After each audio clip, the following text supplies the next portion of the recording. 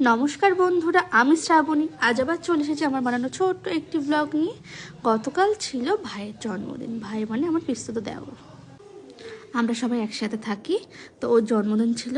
আর আমি বানিয়েছিলাম এই সুন্দর ছোট্ট একটা সানফ্লাওয়ার কেকটি। তো সন্ধ্যাবেলা যথারীতি সবাই মিলে কিন্তু আমরা সেলিব্রেট করলাম ভাইয়ের জন্মদিন। মা একটু অসুস্থ ছিল, তাই মা একটু দেরিতে আসলো। প্রথম থেকেই আমরা আনন্দ করছিলাম। সন্ধ্যাবেলা ছিল এই কেকের ব্যাপারটা। কেক কাটিং করে আমরা অনুষ্ঠান মানে ঘরোয়াভাবে নিজেরাই পালন করছিলাম ভাইয়ের জন্মদিন।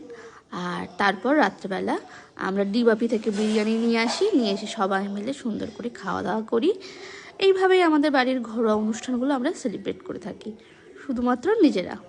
এই যে এখন ভাই কেক কেটে বড়বাবুকে খাওয়ালো, আমাকে খাওয়ালো, আর আমাকে এবার জবরদস্তি পুরোটাই খেতে হবে, এরকম একটা ব্যাপার। আমি অল্প খেতে চাই, আমি একদম মিষ্টি খেতে পছন্দ করি না, তাই আমি কেকও খুব অল্প খাই। কিন্তু ও তো ধরলে ছাড়বেই না, পুরো চেপে চুপে খাওয়াবেই, এটাই হচ্ছে ওর হ্যাবিট।